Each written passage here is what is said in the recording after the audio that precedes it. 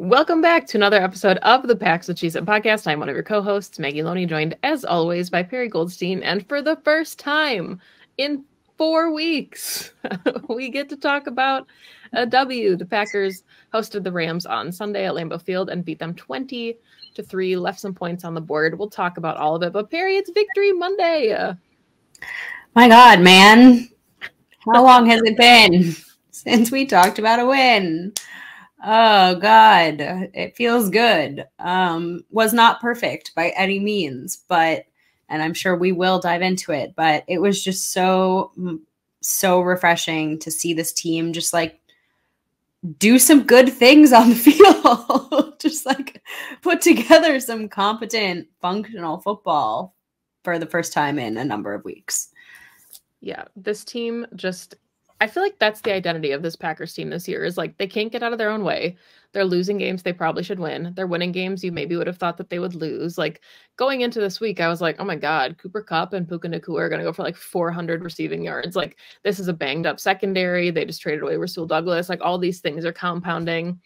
And the secondary has like the most explosive performance of the entire season. And we can save talking about the defense, but like this team is such an enigma. Like, how are they so good at some things one week and then abysmal another week? And then you flip it around and like, let's talk about all the things that the offense did good. Let's start there. All right. You want to start with the offense. Okay. What stood out to you then the most? Aaron Jones touching the football, I think, was probably the biggest takeaway here. And the fact that the Packers actually effectively ran the ball on the ground, finished with what, like 184 rushing yards.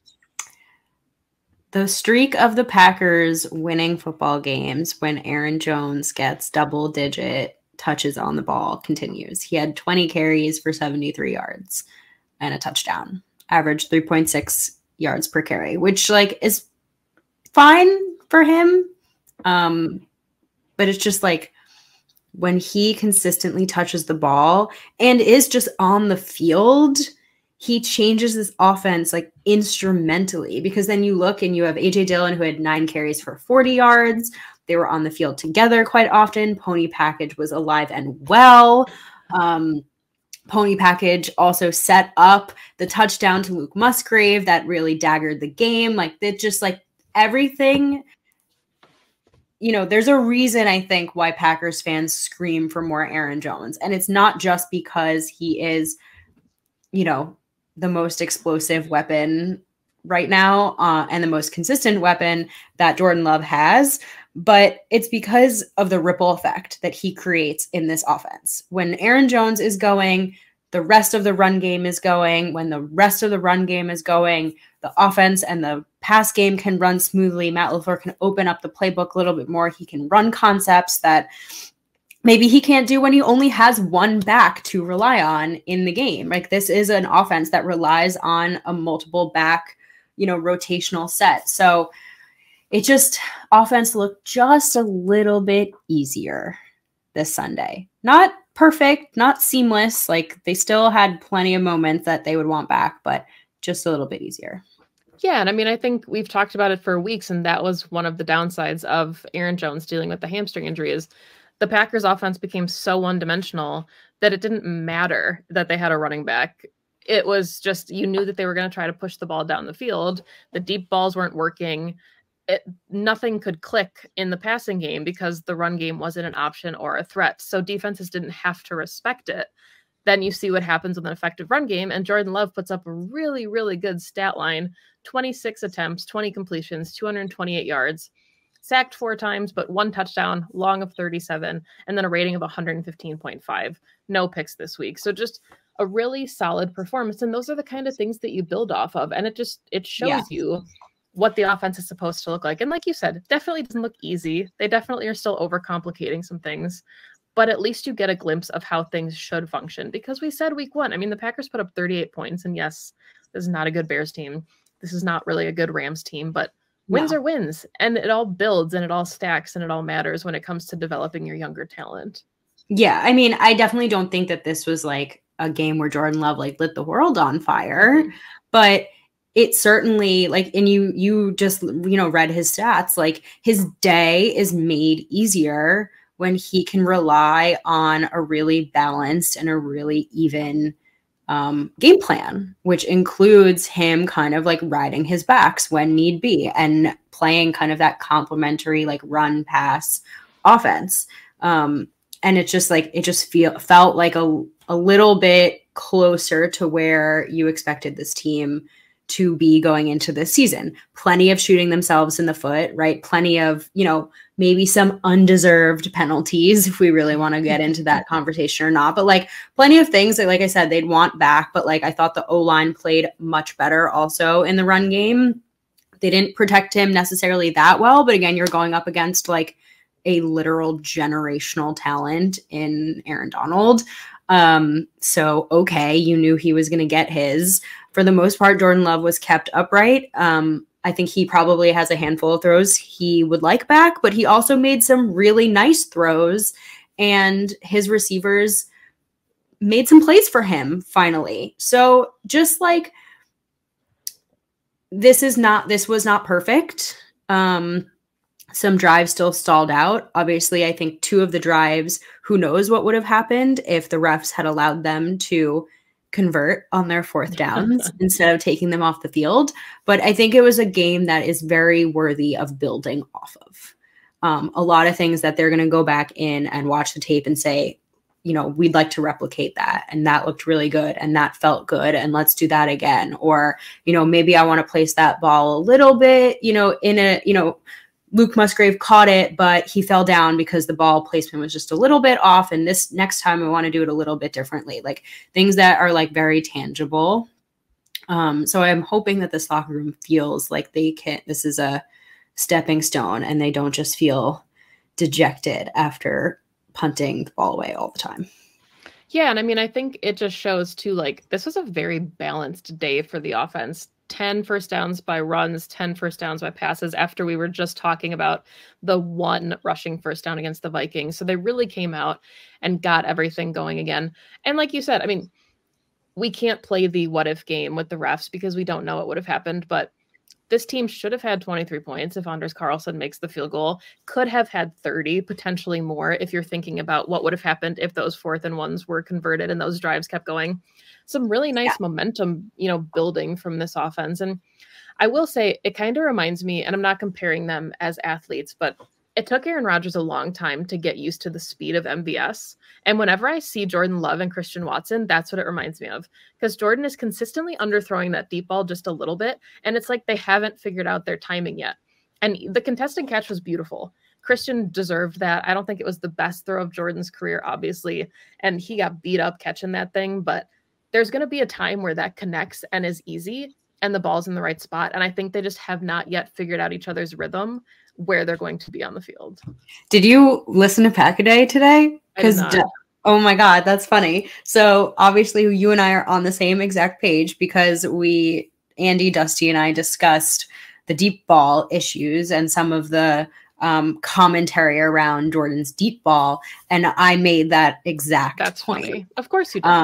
I said and even Rodgers last season had the same issue with Christian, which was that like when you have a guy who just has that level of speed, you're almost like, do I just need to like overthrow him? Like really feel like I'm overthrowing him. And it's the same exact feeling as with MVS. And I think part of it is timing. My feeling, and I feel like you probably feel the same way, is that with Jordan, like, I don't think it's an inability to hit a deep ball because you saw plenty of bombs in college. Like he has the arm for it.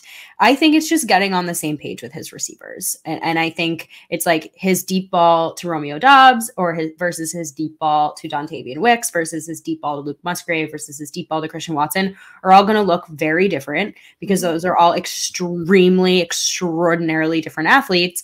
And so you're just seeing the touch and the timing be a little bit off. But I do think over the course of the season, you're starting to see them hit them just a little bit more. And again, they're still not perfect. I mean, you said it, the contested catch to Christian Watson, like maybe in the future, that doesn't actually necessarily need to be contested. Like Christian definitely had to come back to the ball a little bit. And same with Luke Musgrave, like that deep shot to Luke Musgrave not the touchdown, this was previously to the touchdown, like he stumbled a little bit after catching it because he had to kind of go up to it. And again, that could be Jordan trying to like lay it up over the defender. I don't know. But at the same time, like they're starting to hit them. Whether they're hitting them in stride or not is like, okay, let's get there next. And again, who knows? Maybe Jordan, maybe that's not something they ever get to, and we'll find out. But baby steps, man. I mean, with this team, like that's all you can really ask for. So, and I think, and I guess that's my question to you is like, my biggest takeaway from this game on offense is just like, we finally got to see some like things that you've wanted to see from these young guys, right? You know that the talent's there, you know the athleticism's there, you know it's all there, and you're just kind of like waiting for it to click. And you've been waiting for someone to like make a play, step up in a big moment, and there were a few of those. You finally started to see some of like the game plan clicking, some drives finally coming together and ending up in touchdowns. And again, like it was only 2 touchdowns. Like we're not getting like overly excited, but it was a touchdown in the first half. It was a touchdown in the second half. I thought the Luke Musgrave touchdown was a gorgeous play design. So you're just getting a little bit more glimpses into like what this team could be. And look, it's week 9. So they're certainly behind the 8 ball in terms of timing, but we've just wanted to see them have some kind of like incremental improvement over the course of the season. And it's been really dejecting to watch there be none. And this was the first week where we finally saw some. And that was great. I think we talked about this a little bit too in kind of the off season going into the preseason, where we had high expectations for this team and what they could be, but this schedule is also very accommodating for a young offense trying to figure themselves out. They're going into probably their toughest stretch of the season when you have the Steelers, the Chargers, the Lions, and then the Chiefs. Like that's a really, really tough sledding for 4 games. But then you've got the Giants, who just lost their quarterback for the season. You've got Tampa Bay, who's kind of slogging it out. Baker Mayfield is there. You've got the Panthers with a really young Bryce Young. So like this is the kind of schedule where you ease into it and you kind of get over all those bumps in the road. I mean, we talked about playoffs. What?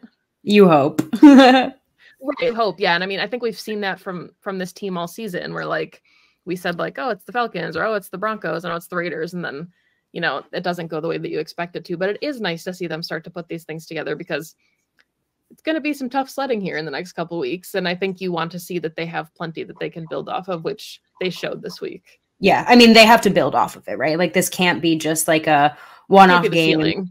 Right. Where the Rams just happen to be like also not a good team. And so they just like beat up on a bad team, which again, it's good to see them beat up on a bad team because they've been losing to bad teams. So again, this is incremental improvement. And if they lose to all those teams that you mentioned, you know, if they lose to the Chargers, they lose to the Chiefs, like fine. I just, again, want to see some like competent functioning drives from this offense, like put together a handful of drives where things are really clicking. Just look a little bit better each week than you did the week before. And we're starting to cook with some gas.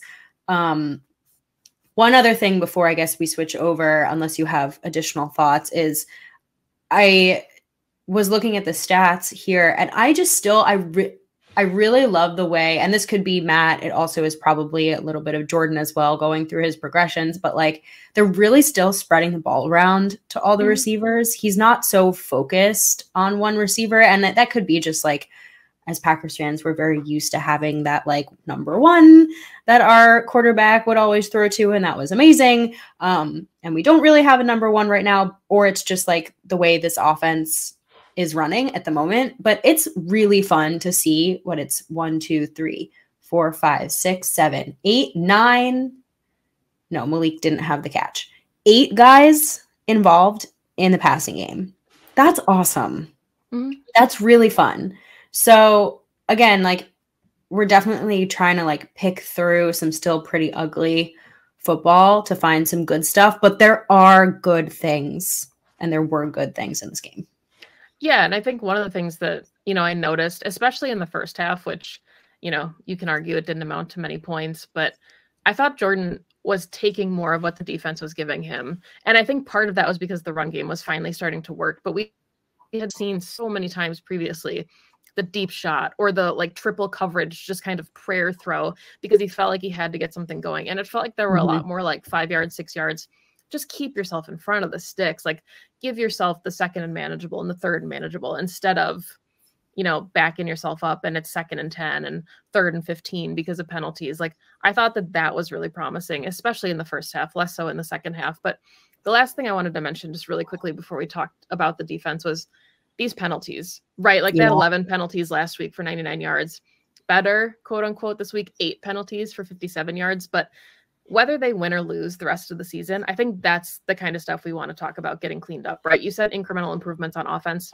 It has to also start with the penalties. And I think a couple of them were bogus. Like I think the 4th and 1s were really crappy calls, but like the Dontavian Wicks fumble, that wasn't a penalty, but it was another kind of like rookie mistake. And you know that he's not going to make that same mistake again. So those are the kind of things I think that you hope to see clean up. And I think that the Packers know that they need to clean that up. And I think that does get cleaned up. 100%. I am with you there. Like, look, you don't want to reward guys for going from 11 penalties to 8 penalties. That's still 8 too many penalties. We'll call it 6. Okay. Cause I really do think those 2 offsides were total bullshit. And like, I'm not really one to get mad at referees, but like, to me, that was just utter complete bullshit. This is a team, and this is especially an offense that once they even commit, you know, a 5, backing themselves up 5 yards, it kind of sets the entire like series off.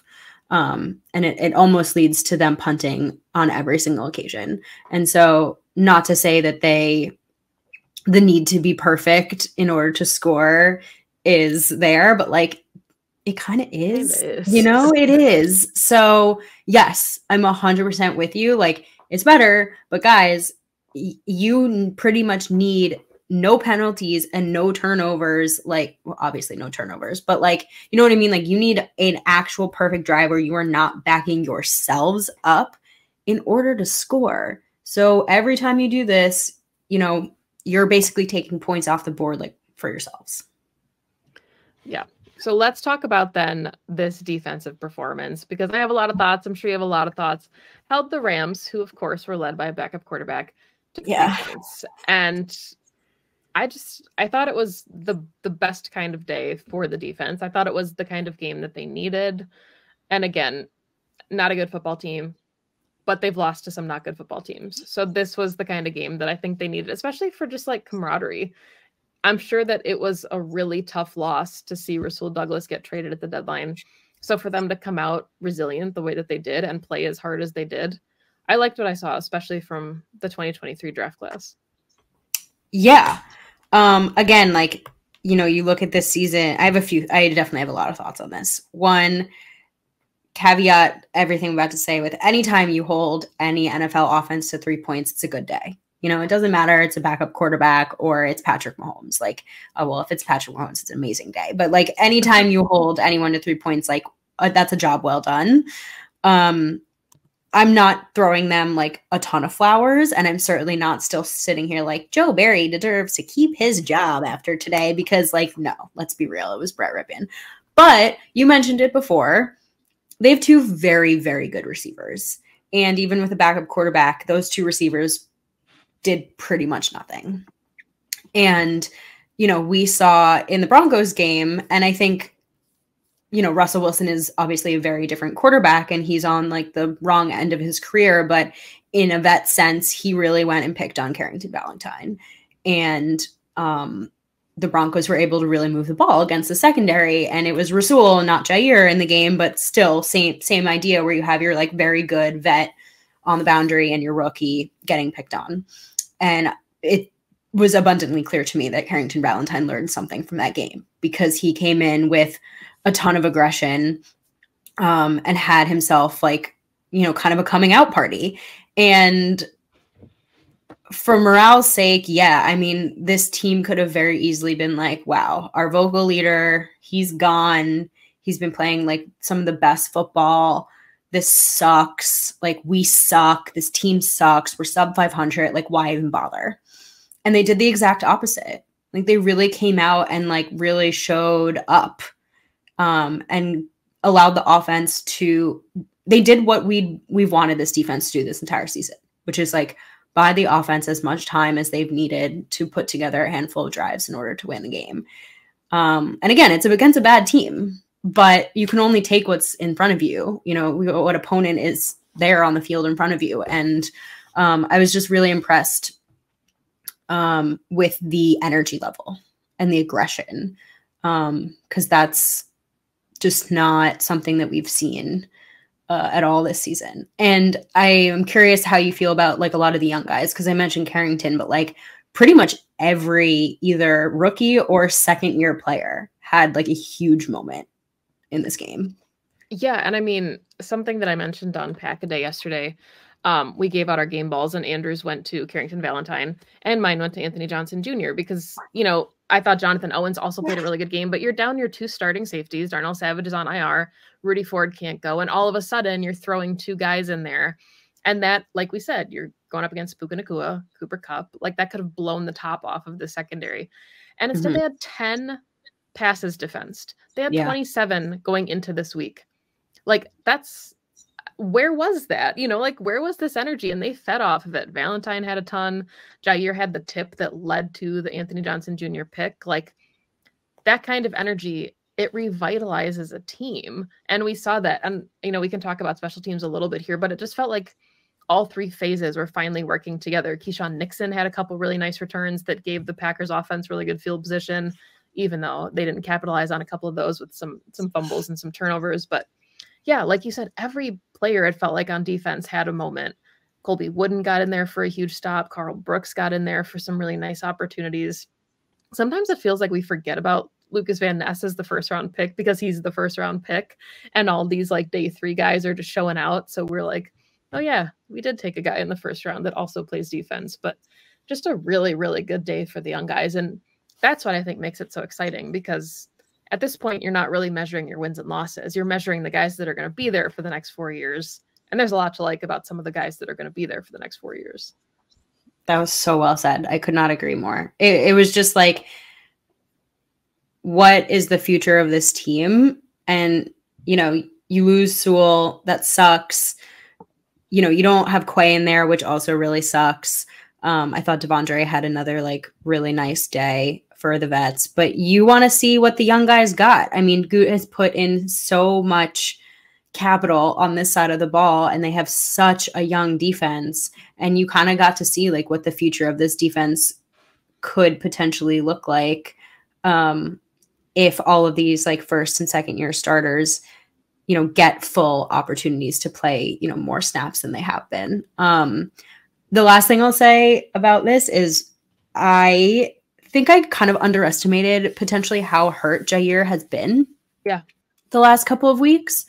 It was just like made abundantly clear to me how healthy he must be now, because he looked so much more like himself than he had the last few weeks. And again, like I've never had a back injury. I don't even know what kind of back injury he had. I can't imagine it's at all easy to play through any kind of back injury, but he clearly must have been playing through some kind of pain, because you could see him back to being his full, you know, John Money self, and showing up. And I mean, Matt gave him the game ball in the locker room after the game, and you know, you lose a Sewell and you're like, okay, who is going to step up for this team in terms of like that presence in that room? And your answer is Jair. And I think he's an interesting personality, but his play on the field speaks for itself, I think, in terms of like how you want to model your game.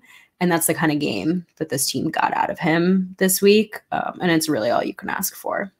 Yeah, I mean, like, you can see the closeness between Jair and Carrington Valentine, all of the handshakes and, you know, the different gestures that they make. And like, there's a very closeness, I think, in that corner room. And I agree with you, though. Like, I noticed that right away. Just even like his ability to break up the ball, his tip drill when he like completely arched all the way back, he tied for the team lead in tackles with 7. Like, he was throwing his body around. Yeah. And I just physically don't think that he could have moved like that the last couple weeks with the way that his back was acting up. So really promising to get him back. We talked about Jonathan Owens, had a sack, which was really fun. I thought that Isaiah McDuffie had a really, really good day filling in for Quay Walker. So just a lot of promise there. Like Rashawn Gary was Rashawn Gary. There's guys that you expect to always show up, but I think, there was some concern going into this game, like, there's some big shoes to fill with some key role players on defense, and didn't really miss a beat, which is really cool to see. Very next man up mentality on this team. Always has been, continues to be. Just good to see a win. Agree with you, by the way, on special teams. And it's pretty amazing when you play like, and it wasn't even like particularly incredible complimentary football, just like your average level of complimentary football, and it just leads to winning.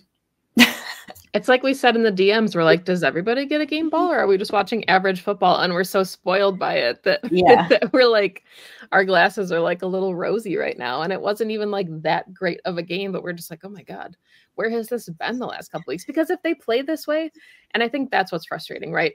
Is we talked about this team potentially being a playoff team. And I'm not talking about the playoffs anymore this season. Like none of that stuff matters. But if they played the way that they played against the Rams, against like the Broncos and the Raiders, you win those games. Yeah, so like 100%. It's nice to see them put it together now, but it's just like, where has it been? Like what has changed? And I think maybe your answer is healthy Jair, healthy Aaron Jones, things like that. Yeah, you can only look forward, but it's hard not to see some of those games as potential like missed opportunities for sure. So do we want to do favorite play, stock up, stock down? Yeah, let's do it.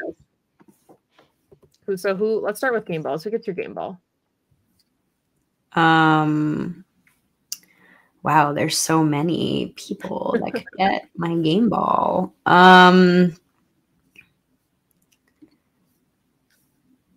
Who gets? I'm going to give it to Luke Musgrave. He had the most receiving yards of all the offensive players, only by 2 over Dontavian Wicks, but with 51 and his first career touchdown. We've been waiting for the TUD, so go 88. Yeah, I'm going to say Aaron Jones, which feels like cheating because it's Aaron Jones, but all season we have talked about the kind of impact we expected him to make on the offense, how, he was going to be the key in the ignition for this offense. Like he was going to make it go. You've got so many young players and he was going to be the reliable piece. And of course the injury factored into that quite a bit and being on a pitch count, but nice to see him healthy and getting his touches and making an impact, because I think we're starting to see now what this offense can look like and should look like when it's at full strength. So he'll get my game ball. Who would you say then is your stock up for the week? Stock up. Oh my, there are a few. I mean, it probably has to be Carrington Valentine if he wasn't going to get my game ball, simply because like he's looking now at being like your starting outside corner, at least for this foreseeable future until Eric Stokes comes back. So, and he put together a hell of a performance. He's definitely making the case to keep that job. So yeah, hell yeah for Carrington. This one stings a little bit because my stock up was going to be Yosh Nijman, and then he got hurt and Rasheed Walker had to come back in. And to be fair, the broadcast had even said like really nice block from Rasheed Walker there coming in at left tackle. So he did have a good game, right? He wasn't the liability that he had been in previous weeks. So I think Yosh would have gotten my game ball, or my stock up, but we don't know the severity of his injury. We don't know if he'll be back. So I guess maybe the offensive line as a whole can get a collective stock up because they had a really pretty promising performance considering they were going up against a 7-time All-Pro in Aaron Donald. So who gets your stock down then for this week? It's kind of tough. It is tough. I mean, I want to say it's John Runyon Jr. I just feel like he has not had a great season. And I know he was out of the game for injury, but they put Sean Ryan in, and Sean Ryan was kind of trucking guys. So I don't know what the answer is here, and I think some shuffling along the offensive line is inevitable when your team's not doing particularly well and you have a lot of injuries, but man, I don't know if that right guard spot is like as locked up as we thought it was going into the season. I said something to Mark right when Sean Ryan came in, but I was like, can you imagine getting like your first NFL snaps and it's just against Aaron Donald? Like what it has to feel like to just trot out into the red zone and you're like, wait, what? It's like, I got to block him. So kudos to him, of course, for doing that because I think he was in right on the Aaron Jones touchdown. So he was a people mover in that moment. So that was really impressive to see. I think, unfortunately, the stock down has to go to Anders Carlson because the last couple weeks now we've seen some misses. And I mean, we knew it was going to happen, right? It's his rookie season. He was too perfect for too long, flew too close to the sun with his 100% success rate. But yeah, getting into the cold weather here at Lambeau, a lot of that'll be coming down. So want to see improvement, I guess, in that aspect, especially because your offense is finally getting you into field position to score some points. So let's score some points. Favorite play then to wrap this thing up? Favorite play? There were a few actually. I mean, this is going to sound weird because like obviously like I've already mentioned how much I love the Luke Musgrave TD. And of course the Jonathan Owens kind of fumble with Dre recovery is great, but there was this one catch that Romeo Doubs made, and no one's going to talk about it, but it was the strongest hands catch I think I have seen like in a long time. And look, Romeo, I'm not sure why, has been like a subject of like a lot of debate on Twitter about like whether people think that he's a true whatever the fuck. Romeo has been the most consistent receiver on this team by far and away all season. And all he ever does when he gets the ball is make plays. And like I think it was for a first down, this catch. I don't even remember if it was on a touchdown drive. It doesn't matter to me. He shows up in big moments all the time. He makes contested catches. He has strong hand. He does everything asked of him. And I am just like, I'm picturing his fingers right now, just like plucking the ball out of the air. I know you know which one I'm talking about. So that to me, just like, I don't know, it was more like just kind of like a microcosm of everything he is as a player. I love that you mentioned that because the second that play was made, I tweeted about it and I said that he just has the strongest hands. And you're right. Like, who cares if he's not your wide receiver 1, wide receiver 2? He could be wide receiver 6. And if he goes out there and that's the kind of contribution that he makes, it doesn't matter because he's making plays for the football team. So like this idea that we have to like find labels for all of these players and fill their role. We've always talked about Matt LaFleur's not really like, if your role is doing your 111th effectively, you're going to see the field and you're going to get the football. And I think that's been evident this year more than any other season because that's what they need to do this year is figure out who the role players are going to be on this team moving forward. So yeah, I really like that play a lot. I thought the Jaden Reed kind of, 21-yard like end around was really fun too, because that kind of felt like Matt LaFleur was just like in his bag. Like we talked about like, oh, he's got all these tricks that we want to see him roll out. I did like that they tried the brotherly shove. Did not like that it, didn't work twice. I took some blame for that on Pack-A-Day since I called it the Lambeau bleep and said they were going to try it and something was going to go wrong. So that's probably my fault that it happened twice. But I like that kind of borrowing from the league, right? Like you see something that's working, you see it being done creatively, and you implement that. Okay, it's not that it didn't go right because it was improperly executed. It was properly executed. The refs just took it off the board. So I say they should continue to go for it. I think that maybe this is something that's going to now be like very scrutinized. Like maybe every time Philly lines up now, the refs are going to be like just really eyeing down the line to see the tush push. The neutral zone. Like maybe that's how they're going to get around it. They can't outlaw the play, but maybe they're just going to be like really finicky and nitpicky now about the neutral zone. I'm not going to say good, they should, because I'm here for like as little refereeing as possible, quite frankly. But if you're gonna referee a play, just at least do it consistently. Right. And that's where the outrage came in, right? Because we had seen clear evidence of it not being that way for other teams. But any final thoughts on this Packers win, this Victory Monday that we finally get to talk about for the first time since September 24th? Since you and I saw each other in person. At the game. Yeah. Yeah.